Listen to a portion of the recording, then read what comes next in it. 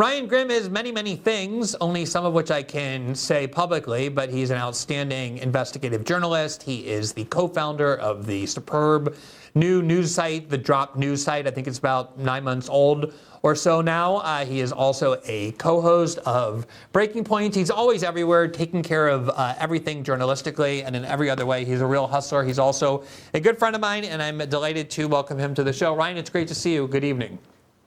Yeah, nice to see you too, Glenn. Is this your first time on our show?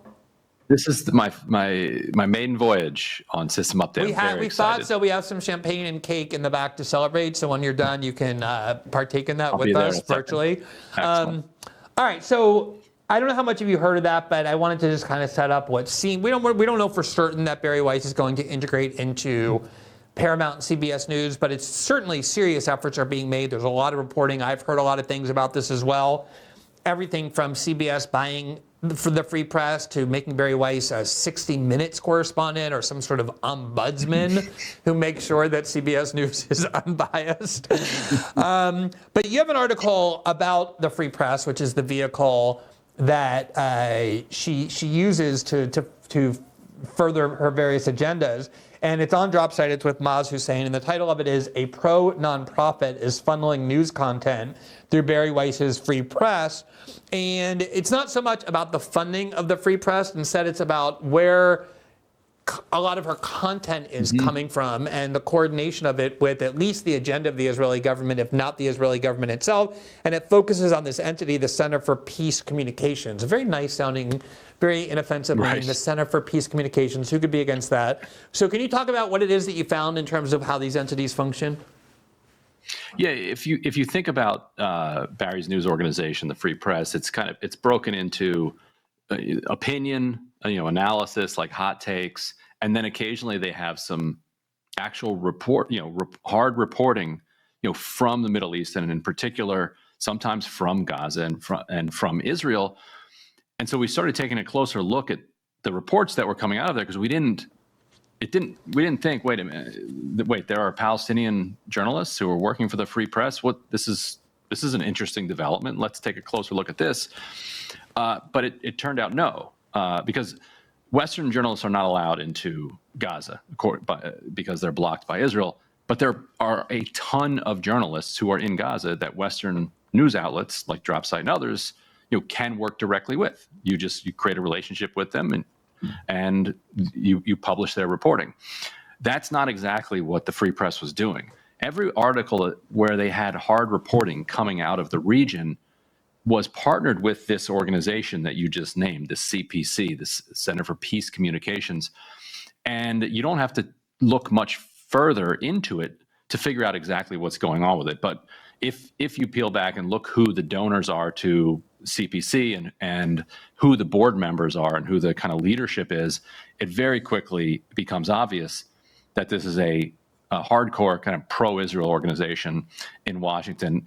The most prominent board member at this group is a guy named Dennis Ross, who I'm sure you're very familiar with throughout the years. He's been, since the 1990s, going in and out of different administrations in both parties, and what was always known as, one of Israel's greatest allies within whatever administration he was in. So as soon as you see Dennis Ross on there, you're like, okay, we kind of get a clear idea of what's going on. Some of the donors to this organization are also donors to this organization called FDD, Foundation for Defense of Democracies. And when they say democracies, plural, they mean Israel being the only democracy in the Middle East as it's trademarked, and then the United States being a democracy. So we're defending the relationship among these democracies.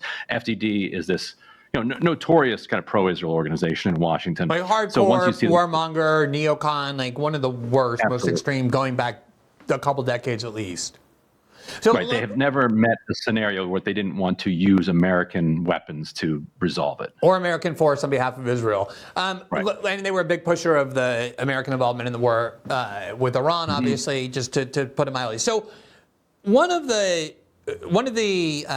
interesting points that your article makes is in examining some of these articles that purport to be hard news, is they're constantly promoting exactly the factions that the Israeli government also wants to promote. So they'll suddenly get access to anonymous people in Lebanon who claim to have been kidnapped by Hezbollah, or are Lebanese saying Hezbollah is ruining our country, or they're Gazans who speak out anonymously about how much everyone hates Hamas.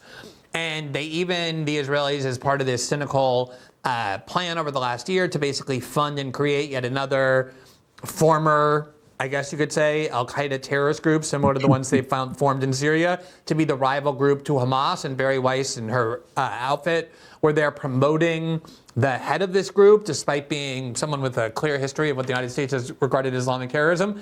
And it got me thinking, Ryan, and obviously a lot of this is being facilitated by these kind of groups connected to the Israeli government and the Israeli government itself, getting Bari Weiss access to these. In that now famous interview that Tucker Carlson did with Ted Cruz, there was a part where he was asking about AIPAC and the role it plays and whether it should register as a foreign agent. And Tucker was essentially saying it seems clear they're just an arm of the Israeli government. And Ted Cruz said, oh, that's not true. They differ all the time. And Tucker said, give me one example where they differ. And Ted Cruz stuttered because, of course, there never is one. Is there ever any difference in terms of this quote unquote hard news reporting between the policy aims of the Israeli government and the free press? And do you think a similar question is warranted about registering as a foreign agent? We haven't seen any difference. And the best way to predict, what the Center for Peace Communications and Free Press in collaboration are going to report in coming days is what is the kind of Israeli propaganda line. And so, for instance, this organization was heavy in promoting, like you said, these voices who were critical of Hamas and were out in the streets protesting. And that's great. People should protest Hamas if they want to protest Hamas. It turned out that these were the kind of the first Palestinians that the Free Press had found any sympathetic relationship to since the start of the organization.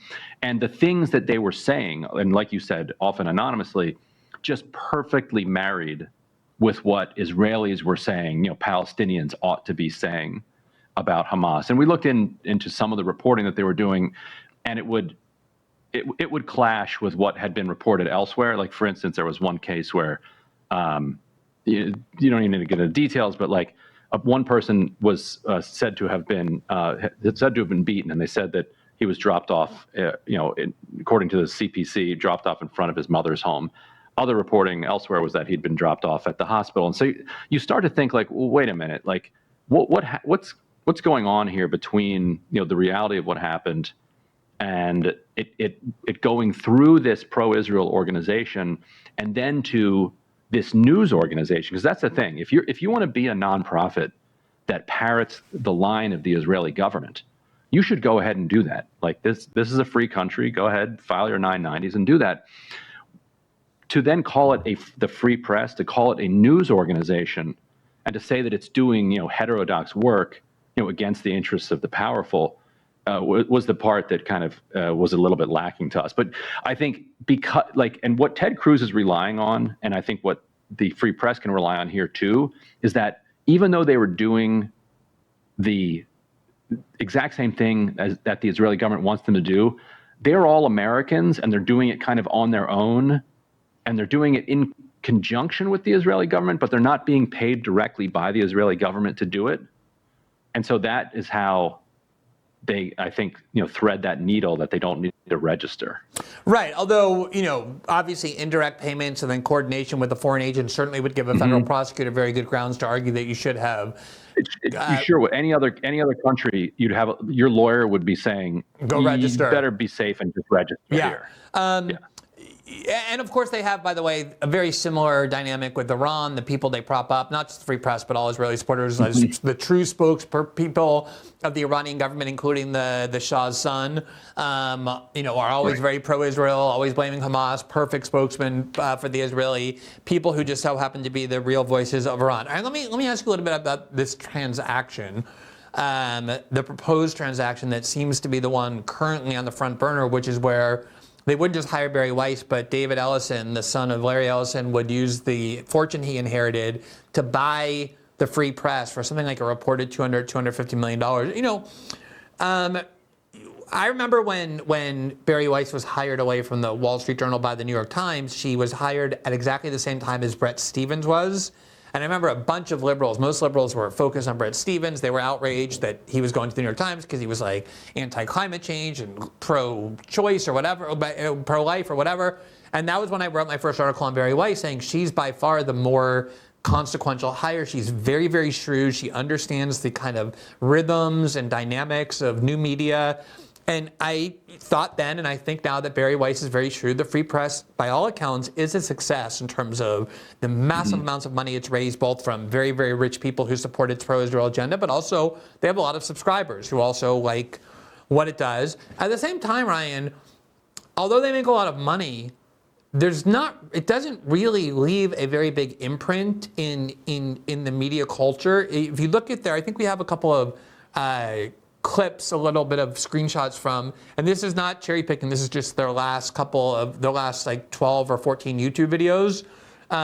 It's hard to see on the screen, but it's something like, they're getting like 5, 6, 7,000 views of videos, sometimes 14, 20, maybe once in a while, like once a month, they'll get like one that's 200. I mean, this is a very small YouTube channel. Like that's an okay YouTube channel, but it's not a $250 million new media company that anybody would ever remotely consider a kind of money like that. So when you have something in your article about what seems to be the extremely inflated valuation, what do you mean? What do you mean by that? And what would be the motive in overpaying? I mean, billionaires generally don't like to overpay for things unless there's a really good reason.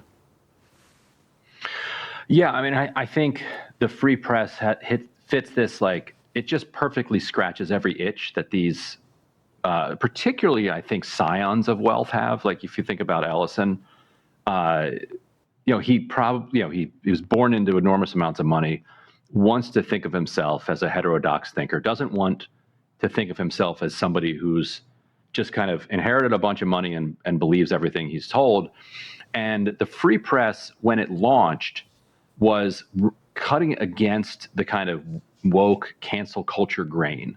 Bari Weiss, famously left the New York Times, complaining about the woke restrictions that she was under there, and there absolutely was this kind of moral panic, this bubble moment, where she was saying things that were kind of cutting against the grain. She wasn't first, and the liberal grain. She was like against the excesses of the trans movement, or the kind of extreme versions of critical race theory that emerged after George Floyd, or like calling couscous cultural appropriation or whatever. She would say that she was against that. And there was a moment in time where saying that in a newsroom like the New York Times actually would get some eyebrows raised at you, as we know because we were at The Intercept at the time.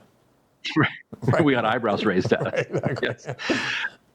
And so I think so she landed in a perfect time, but the fact that the world has kind of moved on from that has left them culturally rudderless, and has only left them with the other thing that people like Ellison really want, which is a media that reifies their belief that, that Israel needs to be defended, at all costs. And so it sort of has the sunk brand with the super rich, that it made them feel good, because the super rich did not like the fact that their blue-haired kids were thinking that they were racist or sexist. So they loved that a young person like Bari was telling them that actually you're fine, you're okay. It's your kids that are wrong here. So I think they have some legacy appreciation for that, and then the steadfast support for Israel makes it like a very comforting, like it's as comforting to power as it could possibly be, because it allows them to feel, a little bit like a little edgy, a little new media. Yeah. Right. But with but not too much. And it's interesting, in the same way that wokeism was never a threat to actual concentrated corporate power, it kind of shows that anti-wokeism is also not a threat to concentrated corporate power.